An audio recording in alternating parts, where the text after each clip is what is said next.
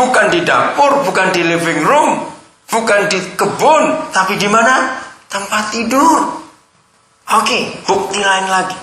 Nah, maka itu saudara, saya makin yakin hari-hari ini, apa Tuhan Yesus katakan, untuk apa saja Tuhan Yesus minta belajarlah kepada siapa? Anak-anak. Untuk apa saja. Hebat sekali. Bahkan untuk masuk surga, dia bilang, kalau kamu nggak jadi seperti anak kecil ini, kamu nggak akan masuk surga. Woi, kenapa Tuhan nggak bilang, jangan belajar dari pendeta supaya nggak masuk surga? Karena pendeta banyak politiknya. Saudara itu baik-baik.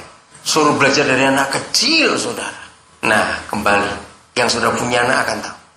Walaupun anak-anak itu sudah dibuatkan kamar sendiri, tempat tidur sendiri, tapi kalau tahu papa mamanya ada di rumah, mereka milih di mana? Ayo coba jawab. Milih di tempat tidurnya papa mama. Ramai di situ. Kenapa? Karena mereka tahu ada surga di situ. Jadi the gardens itu dimulai di tempat tidur.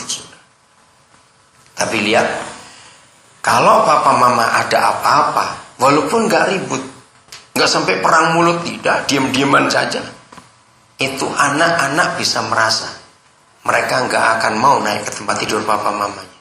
Kok bisa? Kok nggak tahu mereka? Karena begitu papa mama nggak harmonis, saudara, tempat tidur itu jadi najis. Cuma ada satu di antara dua, Tuhan atau hantu. Bolak-balik aja. Loh benar? Kalau kita beres suami istri, maka Tuhan ada di tempat tidur itu. Anak-anak kita ramai di situ. Lempar-lemparan, bantal, guling, gulat, lompat-lompat. Mamanya yang teriak-teriak, aduh baru dicuci spray itu kamu. Ya itu mamanya biasa begitu. Padahal anak-anak suka sekali. Saya juga heran. Maka itu begitu papa mama ada sesuatu, tempat tidur jadi najis, bukan Tuhan yang hadir di situ, bukan taman lagi. Ayo, siapa tahu opposite-nya garden? Ayo, apa? Lawan katanya taman apa? Belukar, kuburan, betul. Semak. Takut semua orang ke situ. Suami istri, maaf saya kalau ngomong langsung, ini bagian yang keduanya secara fakta dalam hidup. Kalau suami istri nggak pernah beres di tempat tidur, itu keluar kamar mukanya sudah kelihatan, betul? Nah, anjing aja bisa takut lihat mereka, takut ditendang. Bayangkan apalagi anak-anak. Nah, saudara, begitu kita suami istri nggak beres di tempat tidur, bawaan kita cuma marah saja. Nah, akhirnya seluruh rumah jadi terpengaruh. Anak-anak adalah korban pertama. Kenapa ini papa mama ini? Maka itu saudara, kalau nanti saudara menikah dan saudara nggak bisa bentuk garden di rumahmu, maka tiap kali saudara pulang ke rumah the end of the day, saudara nggak akan betah di situ. Cari alasan pulangnya malam-malam sekali. Yang ke sana dulu, ke situ dulu, ke sana nggak tahu lah. Ada aja alasannya. Karena nggak betah. Anak-anak pun nggak betah. Lebih senang di rumah siapa. Maka itu saya di Indonesia menganjurkan kepada semua keluarga, ajari anak-anak kalian untuk memperhatikan teman-teman mereka yang berwajah murung, sedih di sekolah. Tawari aja, ayo main ke rumah. Kalau anak itu senang di rumah dan sulit disuruh pulang kembali, sengaja sesering mungkin. Kenapa? Saya bilang orang tuanya, satu saat nanti tunggu orang tua anak itu tanya, kenapa anak kami betah di rumahmu? Dan saudara sering antara anak itu pulang untuk cari hubungan dengan orang tua si anak teman. Ngerti maksud saya, saudara? Dari situ nanti keluarga-keluarga itu akan jadi berkat. Pasti orang tua anak-anak ini gak harmonis, sehingga anak-anaknya lebih senang di rumah, saudara. Ngerti kata ini, saudara? Itu kesempatan untuk menolong banyak keluarga dalam pemulihan. Saya beri contoh ekstrim lagi. Satu keluarga harmonis, anak-anaknya dari 1 SD sampai 6 SD ranking semuanya, hebat pelajarannya, keluarga yang mau bergembira bahagia. Entah terjadi apa, waktu anak ini masuk SMP, mereka harus pindah rumah. Bukan soal rumahnya, bukan. Tapi begitu mereka pindah rumah, keluarga ini berubah. Yang tadinya harmonis sekarang rajin bertengkar.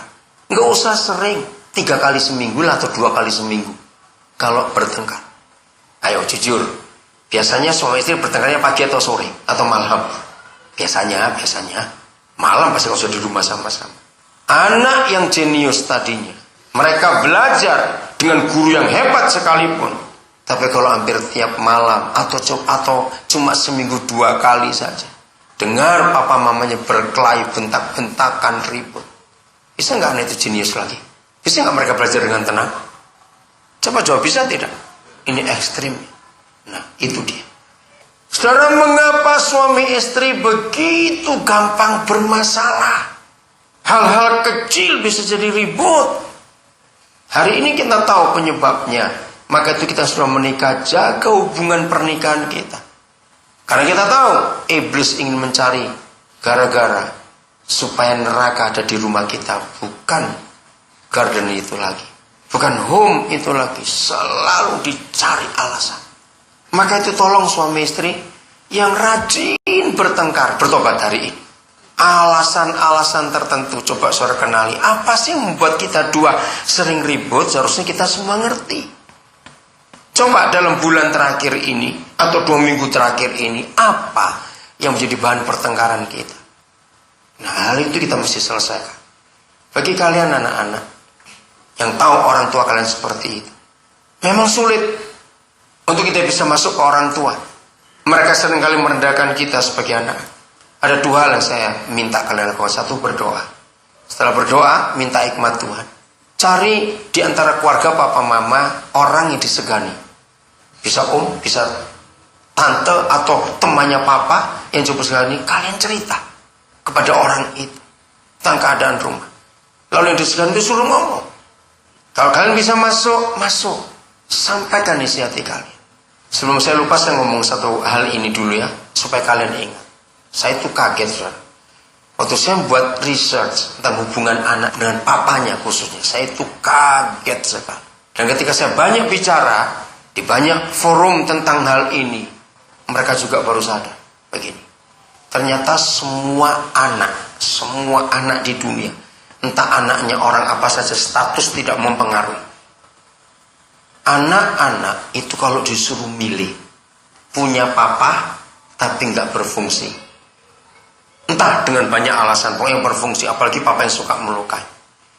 Maka kalau suruh milih anak-anak ini, kamu itu lebih senang lihat papamu hidup atau lebih senang lihat kuburannya papamu? Saudara tahu jawaban mereka? Kami lebih baik lihat kuburan papa. Saya itu hampir nggak percaya. Karena saya nggak punya papa. Umur 9 tahun papa saya meninggal, jadi saya nggak tahu. Saya harus sangat merindukan seorang papa. Kenapa anak-anak yang begitu kecewa dengan papanya, mereka berkata lebih baik kuburan papaku? Nah, ini yang kita harus jaga. Maka itu pernikahan, hadirkan surga, katakan amin.